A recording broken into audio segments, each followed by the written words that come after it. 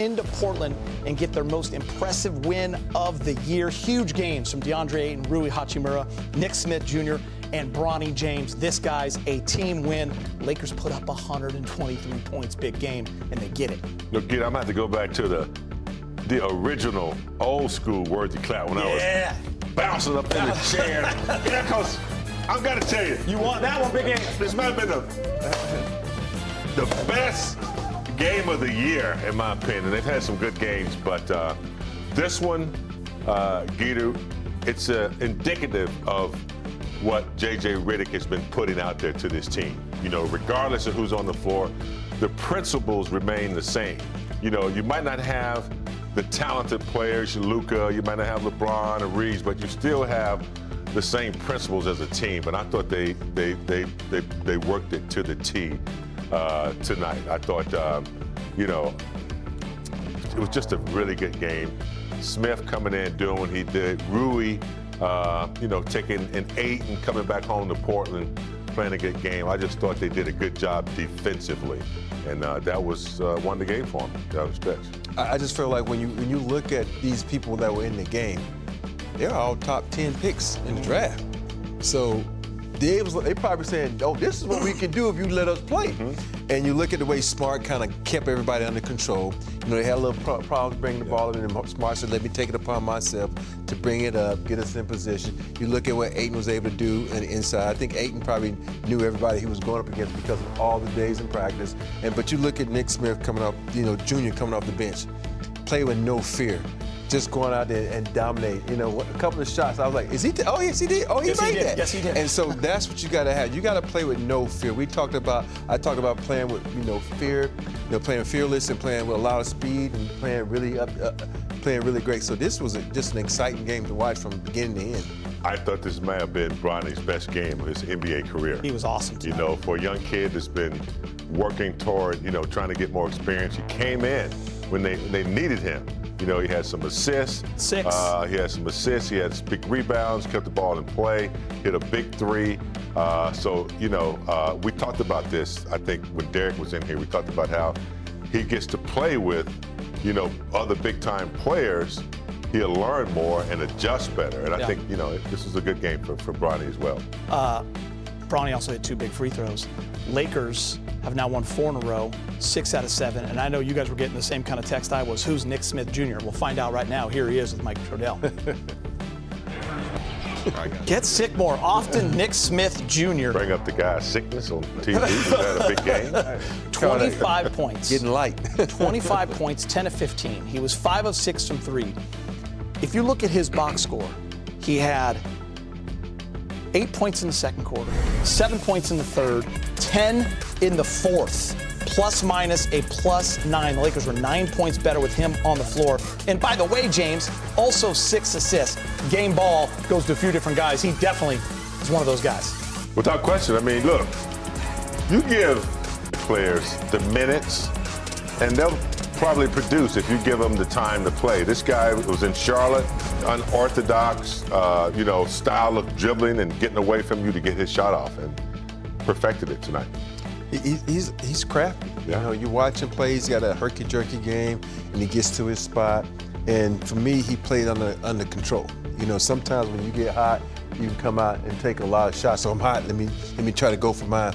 He stayed in rhythm. I think the best thing was when Marcus Smart took over and was penetrating to get him easier shots. You know, because sometimes when you're such a great ball handler like he is, you can try to create and manufacture shots for yourself.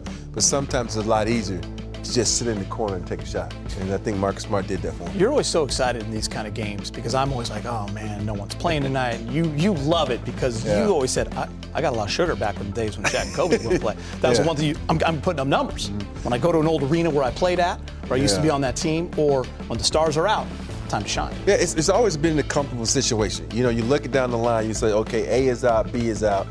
Okay, there's going to be a lot of balls being, especially when you got a team that loves to play with one another. You know, you can sometimes play on a team of guys that you say, oh, I can get mine because I'm on the contract. You know, you think about this guy, he's on a 2-way deal. He could have went out and forced the issue, but he didn't. He let the game come in. And it's so much fun and better because you can really see how good players are. Sometimes we don't understand how much of a backseat some players take. You think of what DeAndre Ayton did when he was in Portland. Everybody like, he didn't put up numbers there, because he had all these other guys trying to get numbers. Tonight, when you go into a guy, he can show you his ability, what he do. You look at Rui. Rui did his thing. Everybody had the opportunity to score. So that lets you know there's a lot of talent on that bench the late side. They doesn't have the opportunity to do it. Hayden, Rui Hachimura and DeAndre Ayton, they combined for 57 points. They hit 24 out of 34 field goals. Did it from the three-point line as well for Rui, 2 for 4. The rebounds for DeAndre Ayton, 10. I want to talk Ayton big game. Listen, we mentioned this at halftime.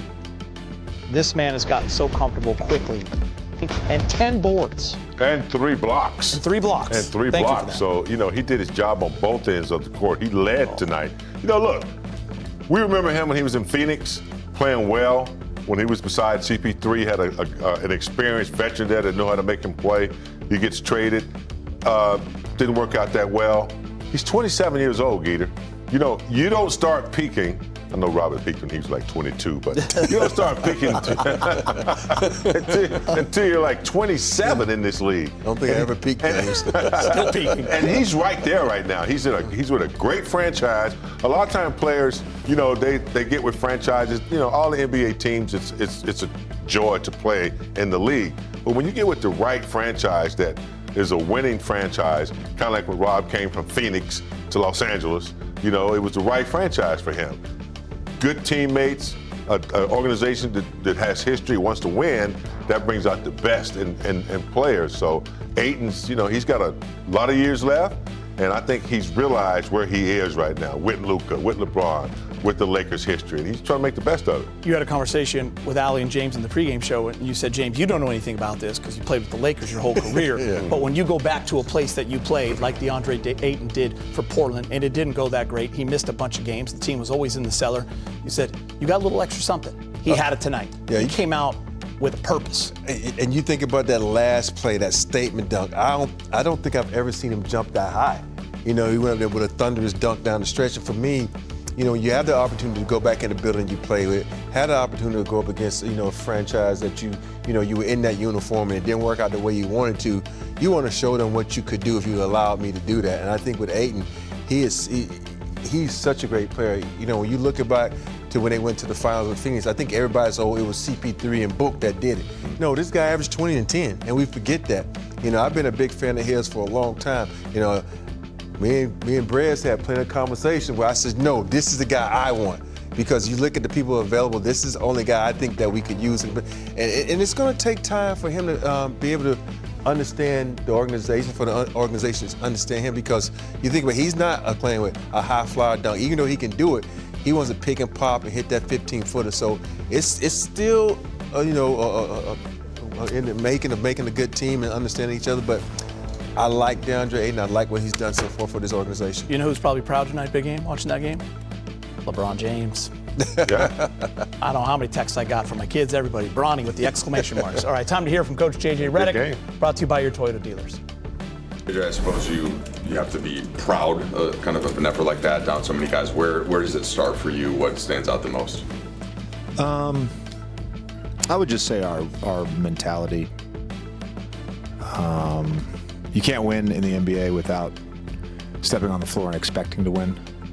And I thought our guys had that from the start. And then that just confidence, belief, and truly connectivity in that second half was just awesome to watch. It was just blossoming. And I thought DA and Rui offensively for us were great all night. But, Nick Smith in the second half he just took the game over. And we needed his handle and we needed his wiggle tonight. And truthfully, it was a perfect game for him. That you play against that team, they're so disruptive. Drew kind of makes up his own rules. They play their small lineup where they switch everything. And so you play a game like that, it turns into, can I beat my man off the dribble?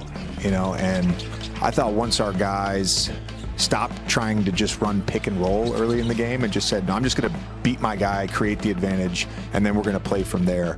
And we did that a number of times in the second half. With Nick Smith, you know, he's on a two-way, and kind of to come through in moments like that, is there any extra that you're kind of also enjoying and watching and rooting for him, or not you're locked into the game, but just the way his teammates are embracing him and kind of the that's what I mean by the connectivity. We got a good group. I'm excited about this group and what we could potentially be. I'm excited about the group, and his teammates loved it. The bench was awesome tonight. Our huddles were awesome. Just again, expecting to believe, or expecting that we're going to win. I thought our guys had that all night. There was, after opening night, there